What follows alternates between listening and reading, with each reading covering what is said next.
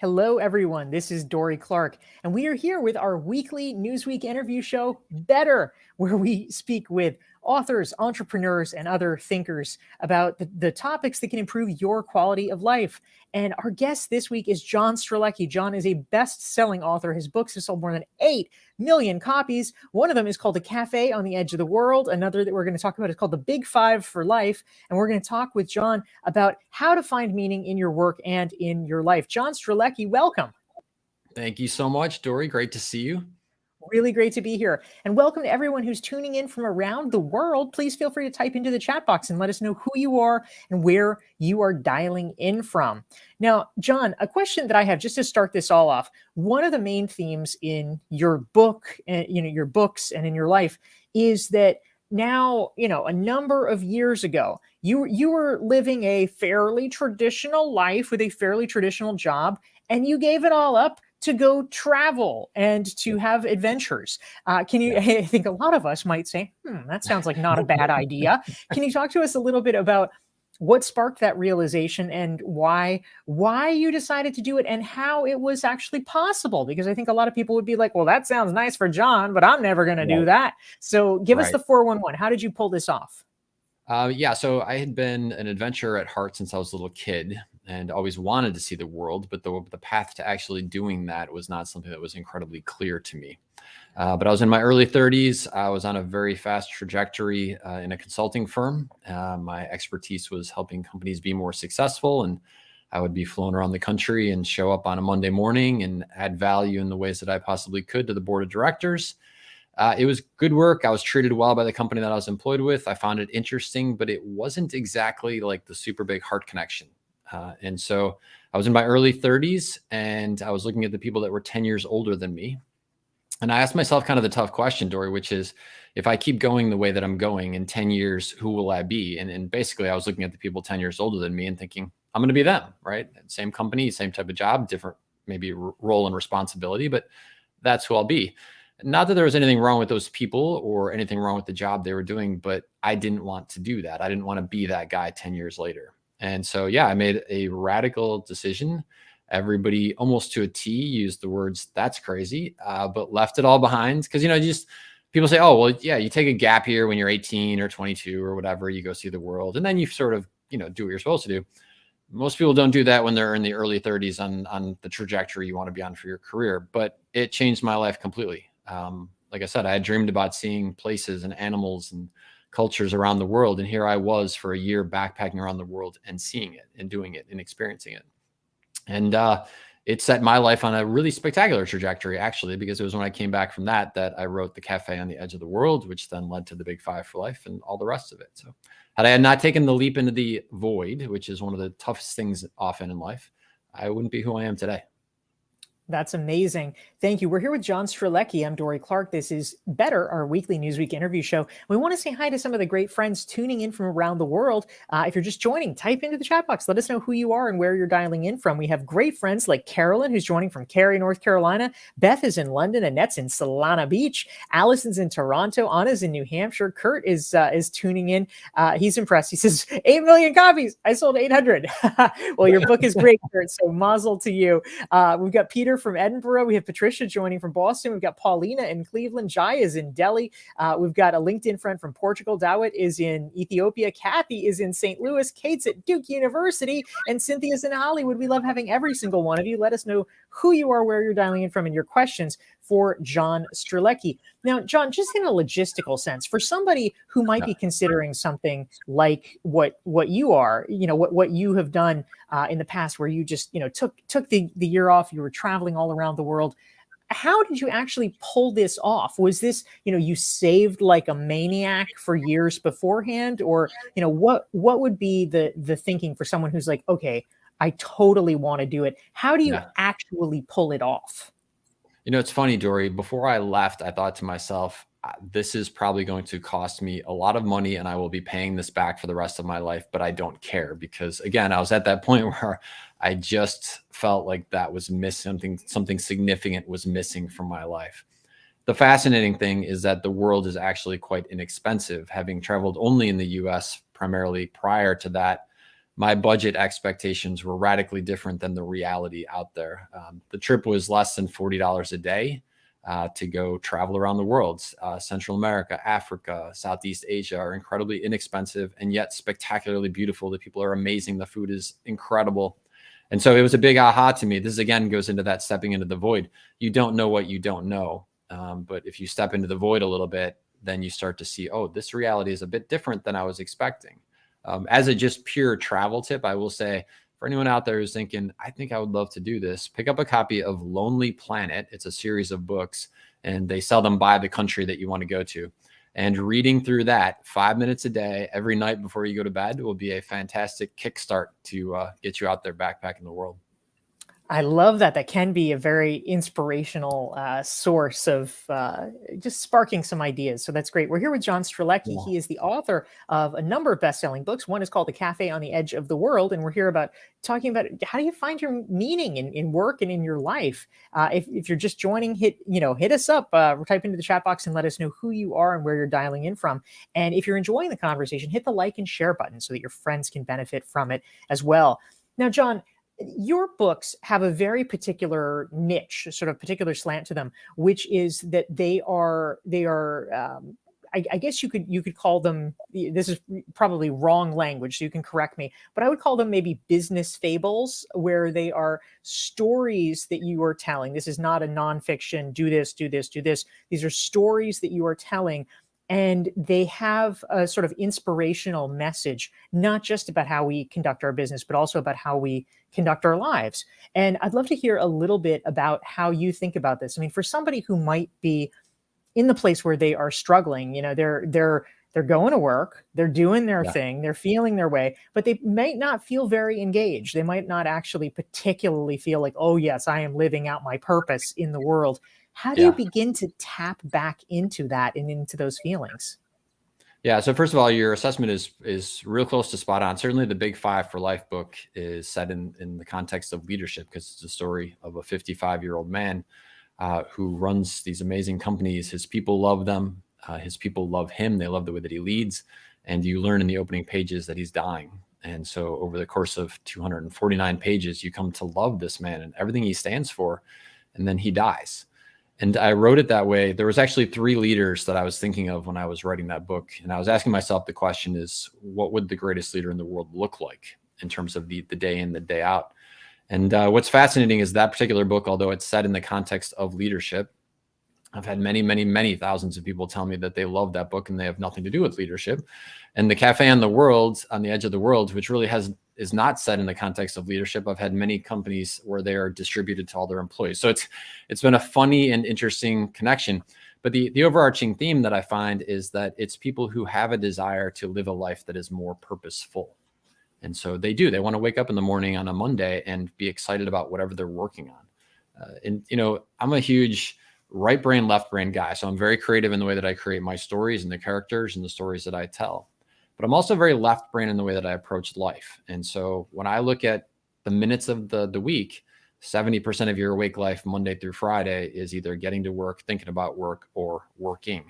And so if you can find a way to tweak the model so that you actually are excited about what you're doing, and it's part of what I call your Big Five for Life, well, now you're getting paid to live the life that you want to be living.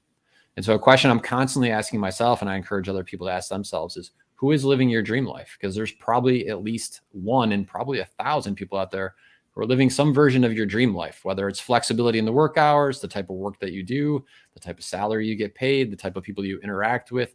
There's lots of different variables, but somebody out there is doing it. It might as well be you.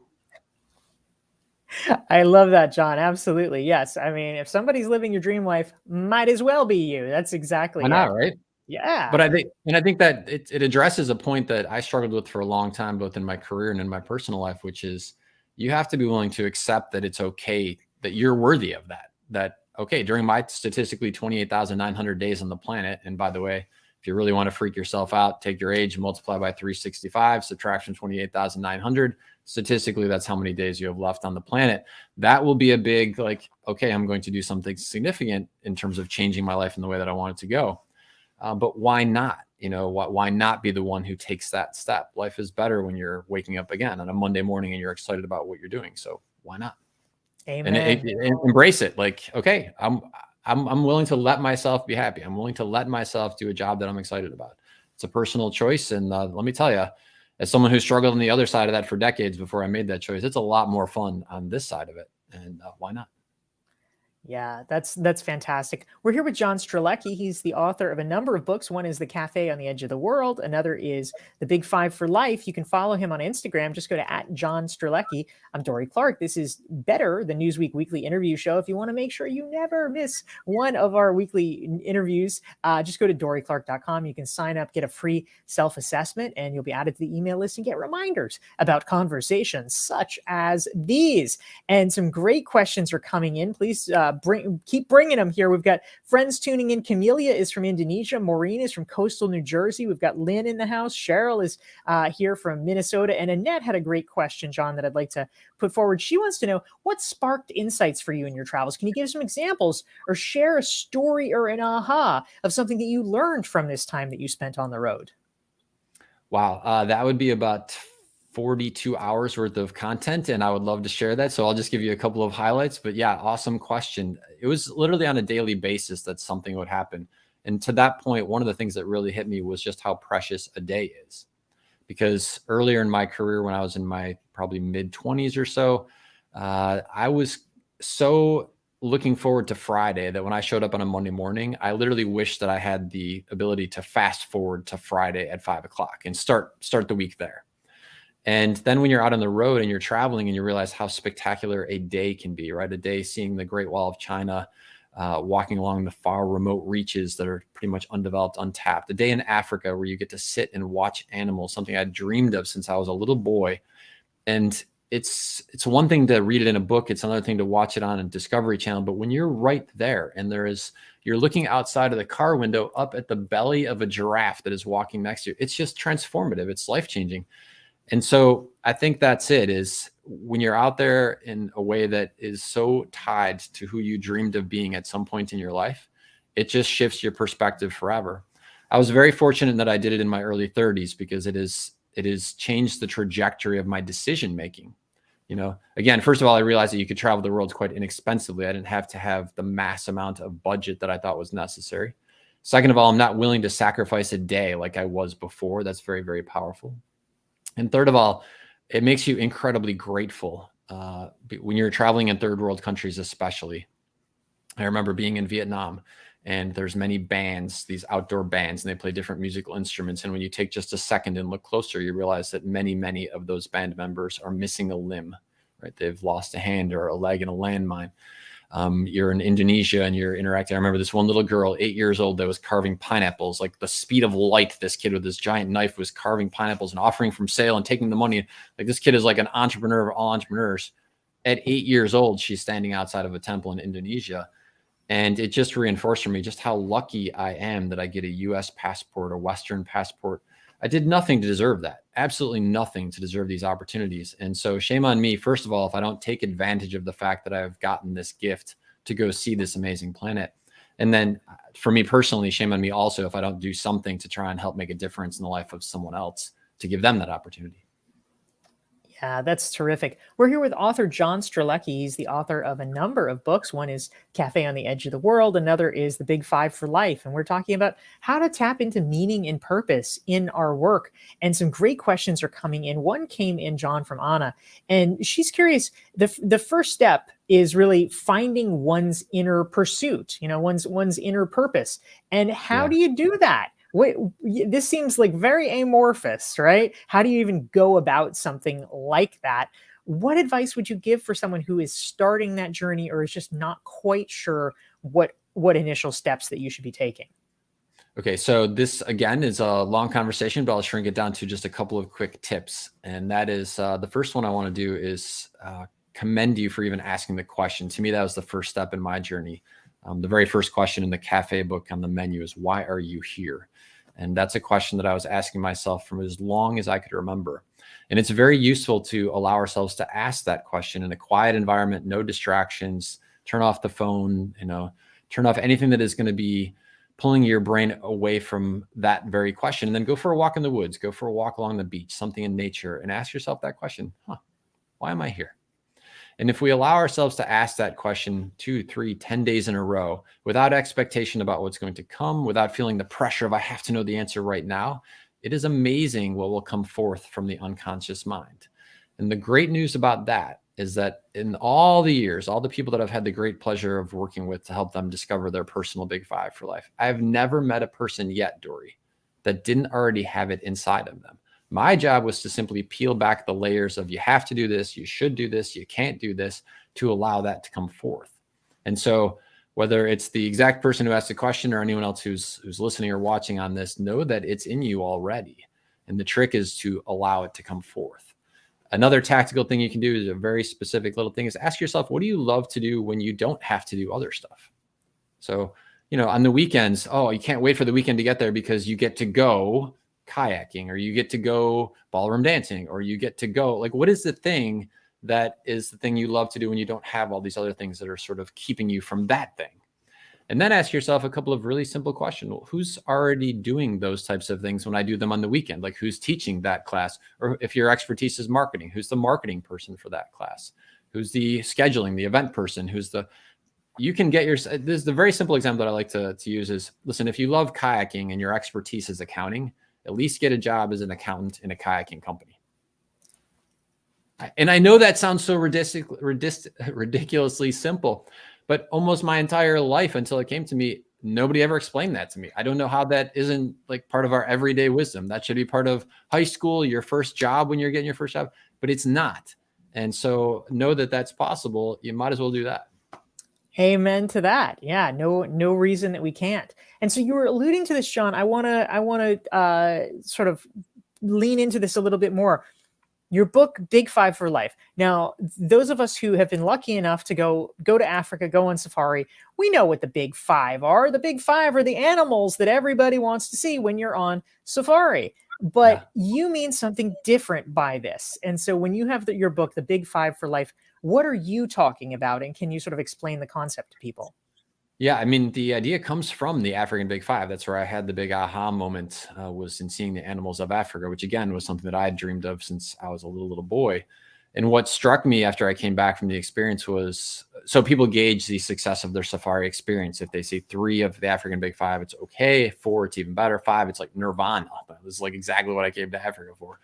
And so what stayed with me from that was, what if we were to approach our lives in a similar fashion? What if we were to allow ourselves to identify the 5 things that we most want to do, see, or experience in our lifetime before we die?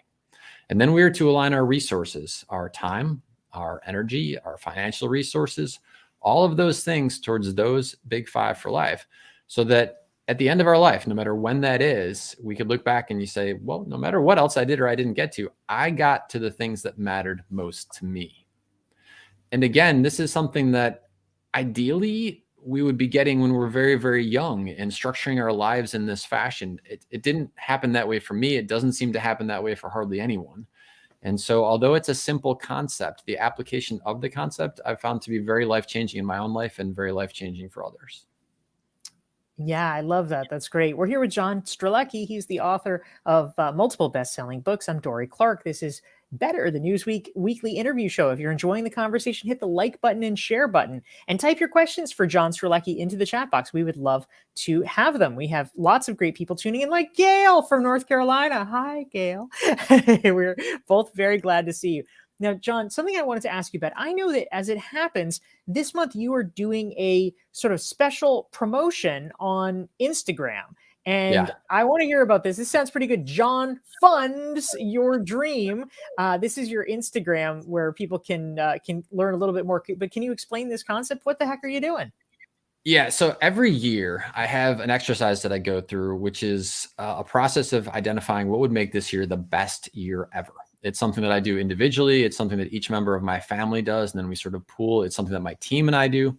And so when we were asking ourselves for 2023, what could we do to help make this the best year ever and to celebrate the amazing fans that we have, we came up with this campaign. So John Fund, Funds. So John Funds Your Dream. Play on words with the fun part, because the goal is to have it be fun.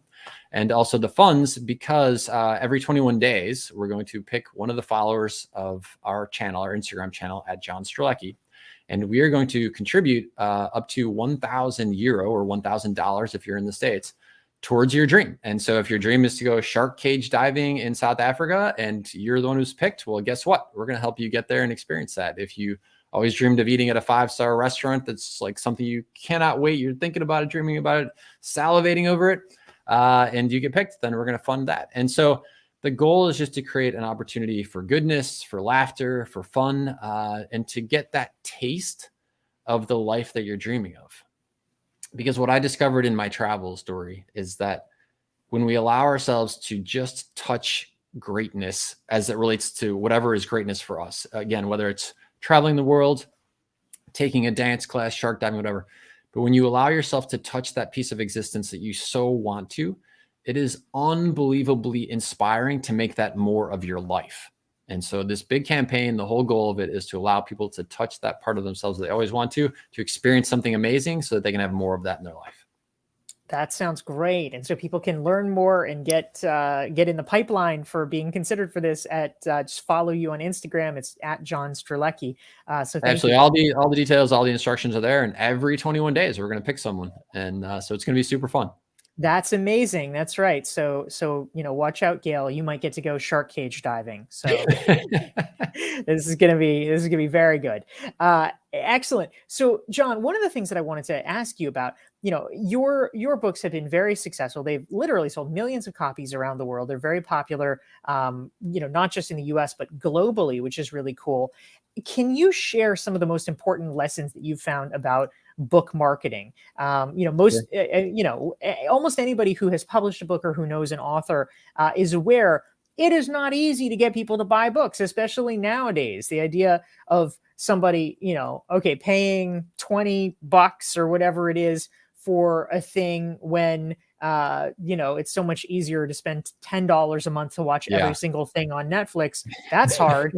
Convincing someone to spend anywhere from 3 to 10 hours reading your book is very hard in a distraction plagued culture. So this is a bit of an uphill battle. So to sell this many copies of a book, it requires something a little bit special for somebody who might be thinking of writing a book, or maybe who has a book out, but it hasn't sold 8 million copies, which is most authors. What would be your top piece of advice, or a couple of pieces of advice that you might share? Sure. The first thing is always don't let it intimidate you. And so if you were to walk into Book Expo America or the Frankfurt Book Fair in Europe, which is one of the biggest book fairs there, and you see the 500,000 titles that are just being released this 6 months, let alone the next 6 months, it's so easy to just say, how in the world is anyone going to find my little book? I just won't do it.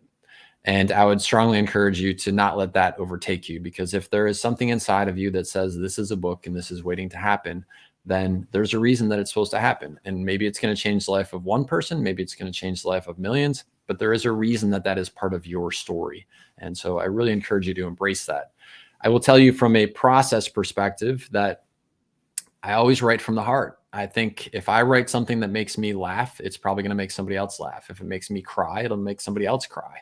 And so the more authentic you can be in your writing, that's going to come through in the reader experience, which is what it's all about.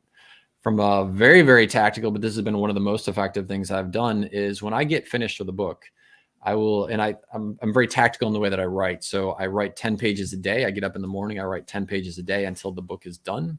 I typically know ahead of time how many pages I want it to be. So I know, okay, 250 pages is going to be a 25-day experience for me. I don't start with emails. I don't start with my phone. I start with my 10 pages. So I get that done. When I have gone through the entire writing process and then I've edited it, and I edit fanatically, like I will go through 50 times until I feel every single sentence, every single word is exactly what I want it to be. When I feel it's done, I ask 10 people to be my very critical focus group. And I tell them, I don't want to hear, I liked it. I don't want to hear, it was great. What I want to hear is, you lost me at this point. If I lost you at some points, if you got bored at this point, if you absolutely were brought to tears because you loved it at some point, I definitely do want to hear that. But I want really genuine critical feedback, because the toughest thing about releasing a book is you only get one shot at it. You can't tell everybody, oh, by the way, I changed that part. I never really liked it anyway. And so here it is now. So be willing to put yourself in the fire and let your potential readers give you feedback. Because at the end of the day, that's who it's all about, is the reader. It's not, I mean, you got to love it because you're going to be out there promoting it. My guess is that's already there, or you wouldn't start writing it. So make sure that your critical feedback is implemented in your decision making about what to keep, what to cut, and what to change. And then the last thing I would say is you just got to be out there all the time, Dorie. Like if you truly love your subject matter, if you truly love your book, then allow yourself to be out there. And I remember when I first started, I thought the book came through me over the course of 21 days. It was a stream of conscious typing experience after I came back from traveling around the world. One of the most beautiful organic experiences ever. But the struggle for me was I thought, who am I to stand on a stage and talk about this? Who am I to do an interview? I'm just me. I'd like a shorts and a t-shirt kind of guy, wears a hat when he goes backpacking around the world. But what I learned is that the question is not who am I to? The question for each of us is who are you not to? Like everybody has something special to offer. Everybody has genius within them. And if it wants to come out, there's a reason that it's supposed to come out. That's really powerful. Thank you. We're here with John Strelecky. You can follow him on Instagram at John Strelecky. I'm Dorie Clark. This is our weekly Newsweek interview show. Better, if you want to get reminders about such things, you can follow me on LinkedIn. Just go to dorieclark.com/LI. You can sign up, subscribe, and get notifications. Now, John, a great question came in as a follow-on to the point that you were making about the big 5 for life, 5 top goals that somebody has for themselves. And Cheryl was curious, have you ever been surprised by how small something on a person's big 5 list is? Sometimes small things are pretty significant to that person. I'm just curious, you've probably heard, having written this book and talked about this concept, you've probably heard a lot of people's, big 5. What are some patterns that you hear, or what has been surprising for you? Yeah, travel is a very common one on people's list. And so again, had I have succumbed to the perceived awareness I had about how expensive travel was based on my own small life experiences, it probably would have kept me from going. And so that can open up your vista based on the previous topics we've covered as it related to travel. And you're 100% right. And the person who asked this question is 100% right, that at the end of the day, it only matters to you. You know, it doesn't really, who cares whether it seems small to someone else? It's your big 5 for life list. And so the most precious moments in my life are the times that I've spent with my daughter. And when she was little, about 2 years old, I made the decision that twice a week, so every Tuesday and Thursday, we would do adventure days. And that she was only 2 years old, and I would pack up the diaper bag and the stroller and the snack bag, and off we would go. And we'd go to the park and we'd play ice cream cone, and we'd go on the slides, anything within 2 hours of my house over the course of the years as she grew up. Now, that's not going to win you any awards. That's not going to show up in a data line of your bio in terms of how many millions of copies books sold, nothing. But that means more to me than anything else in the world. And so at the end of the day, it's really about just being authentic and true to yourself, that this is important to you. You stay with that one and you'll be great. I love that. That's fantastic. John, we have time for probably just one more question. And one of the themes that I wanted to talk about is something that I know is one of the more popular concepts from your book, The Big 5 for Life. You talk about something called the Museum Day. Can you explain what that is and what that means? Yeah, so Museum Day is a concept that came to me. I was walking through a tiny little museum kind of near where I live in a place called Winter Garden, Florida, actually. And it's a tiny little 2-room museum. It's not a whole ton of stuff there. It's a cute little, cool little museum, but there was all these pictures of people from the early 1900s. It was a high school yearbook, and I was looking through it. And I thought to myself in that moment, I wonder if they did it. You know, like here they are at 17, 18 in the early 1900s. They're all passed away by now. Did they do it? Did they ask out that person they always dreamed of asking out? Did they go on the big adventure they always dreamed of going on? You know, what did their life turn out to be? And that thought sparked a question in my head of like, imagine if our lives were recorded, everything we did, everything we said, all the places that we went. And then towards the end of our life, a museum is built to honor us, except that museum is going to show our life exactly how we lived it. And so when you think about that and you think about your own life and you think about the wings of the museums that you want to, the wings in the museum that you want to create, it's a wonderful way to ask ourselves, is the steps I'm taking today getting me one step closer to where I want to be tomorrow? Is the life that I'm creating this second enabling me to fill my museum with wonderful things I would love to live, not just today, but literally for all of eternity? It's just a cool way to connect people to a little bit bigger perspective on life. That's so terrific. Thank you very much. We have been here with John Strelecky. He's the author of The Cafe on the Edge of the World, The Big 5 for Life, and numerous other books. You can follow him on Instagram at John Strelecky, and by doing so, you can get the specs, and it can potentially make you eligible for John funds your dream, which is very cool. Thank you to everyone who has joined us today. I'm Dorie Clark. This is Better, the Newsweek weekly interview show every Thursday. And John Strelecky, thank you so much for joining us. Thanks, Dorie. It's been a pleasure, been a treat. Thank you so much, and see you all next week.